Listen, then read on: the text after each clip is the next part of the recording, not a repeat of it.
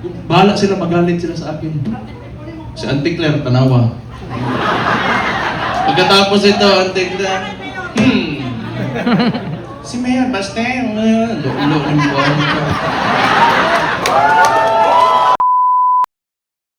Gentlemen, please all stand. Kailangan tumayo tayong lahat.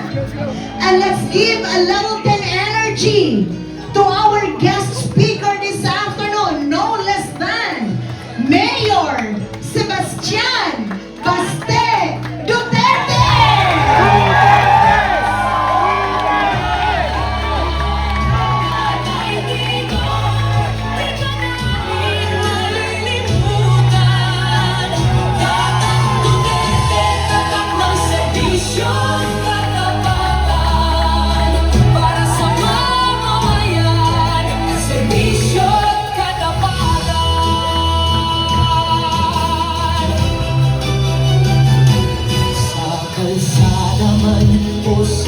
Magandang...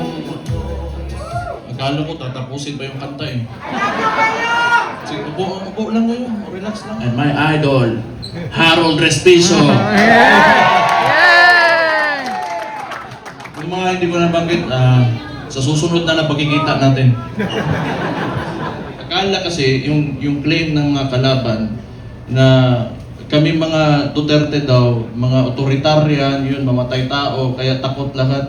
2 million, matatakot namin yun. Di bukas patay na kami. Kung takutin namin 2 million na yan. It is a very highly democratic city, actually. Yes. Pagka pumunta kayo, that is why, awa ng Diyos, pasalamat ako, sa Davao ako naging mayor kasi ang mga tao dyan, alam nila anong gagawin nila at mahal nila yung lugar nila. Tapos, Marcos lang. Alam naman natin sa tatay pa lang yan.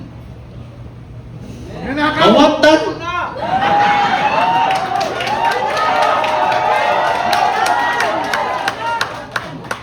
Hindi, kasi ganito yun.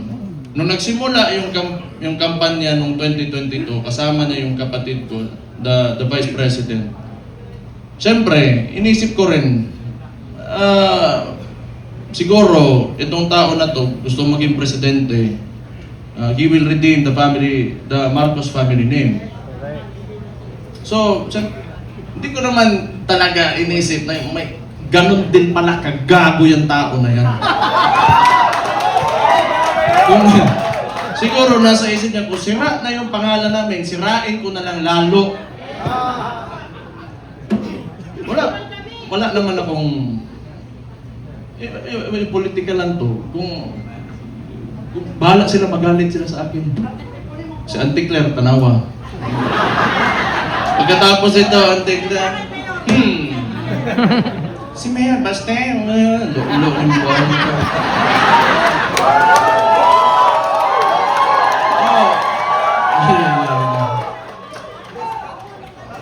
Kita niyo yung nasa UN siya? Sipon? May chat GPT na ngayon.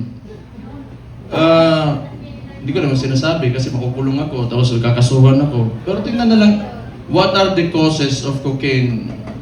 Tingnan yung chat GPT. How it will affect your nasal cavity. May cellphone na kayo lahat. Wala. Swindler. He is a swindler. Nilapitan ako ni Sir Mike Defensor pati ni Speaker Bebot. Na nakita ko sila pagdating nila doon sa bahay ko, patay problema na po ni. Then nagpahinga lang ako kasi grabe yung Pero ang akala nila tumigil na tayo. Hindi pa tayo tumigil.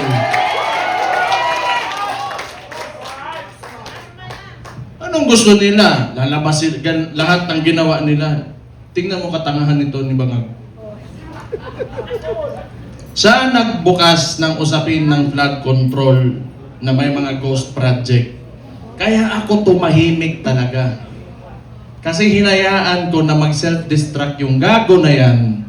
Kasi alam kong sasabog sa mukha niya yan because unang-una sa lahat, pag ikaw eksekutibo, you cannot point at someone else for the mistakes of your administration. Responsibilidad mo yan, ibig sabihin, either hindi ka nag-iisip o kulang ka sa pag-iisip o hindi mo talaga gusto yung trabaho mo.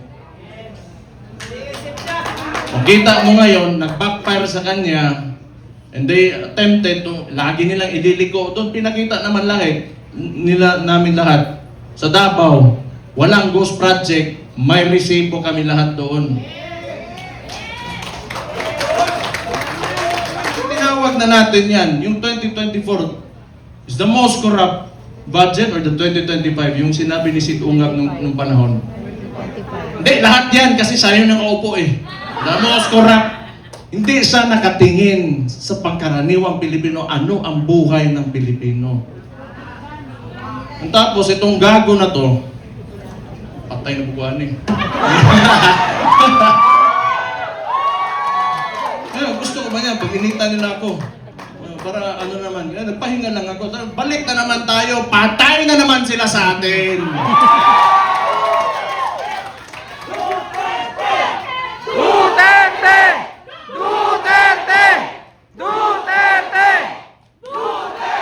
Ito pang maganda. Anong pinalik ni BBM ngayon? Drugs and corruption.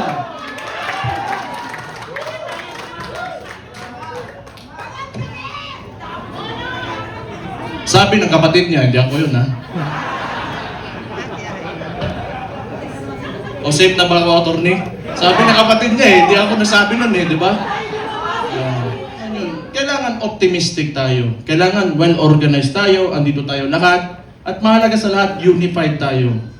Yung may mga differences tayo kasi lahat tayo mayayabang eh. May mga ugali yung mga DDS eh. Diba?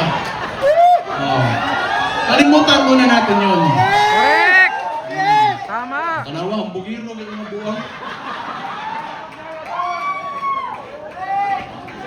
2016, anong ginawa nyo? Walang campaign materials na mabibigay yung tatay ko. Anong ginawa nyo? Kayo gumawa sa sako. Then this will be 2016 all over again. Let's reclaim the country and give it back to the people.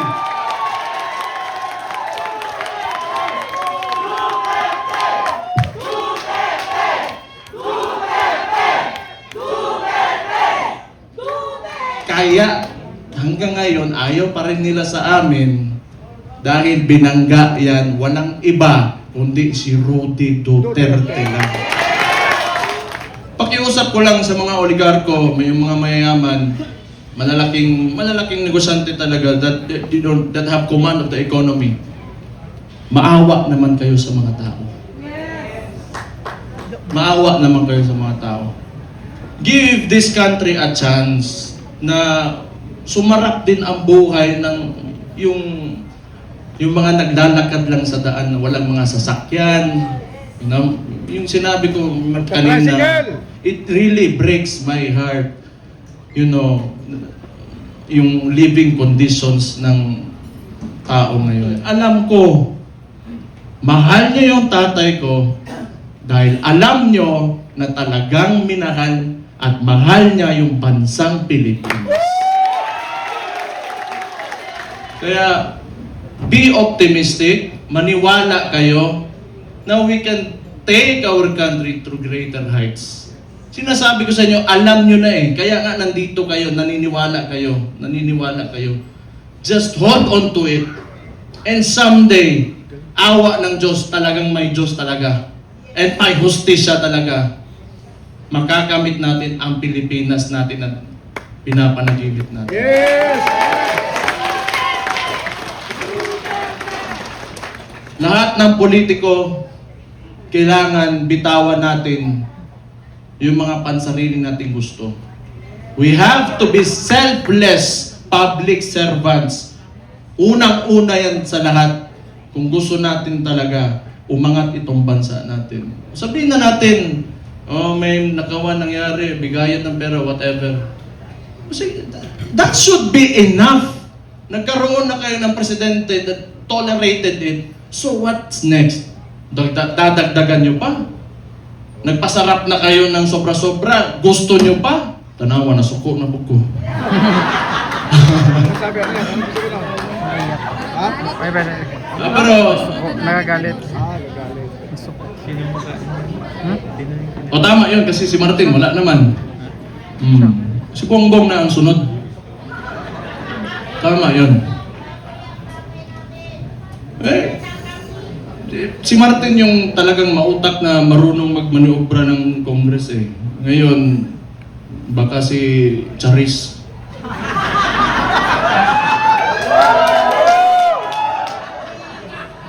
Sino yun? Sandro! Sandro! Charis.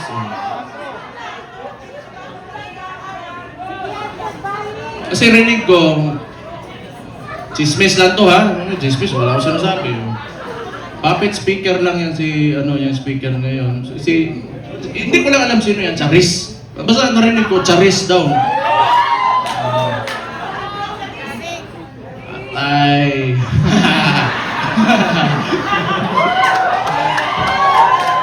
Wala mo diya. Basta ako, nagsalita na ako. Yun yung nasa puso ko, yun na nasa isipan ko. Kung maniwala kayo, okay. Hindi kayo maniwala, okay lang din. Hindi kung maniwala tayo dito lahat, na bangag talaga yung gagawin nasa taas, alam nyo na anong gawin nyo. Ilagay natin ang vice presidente sa 2028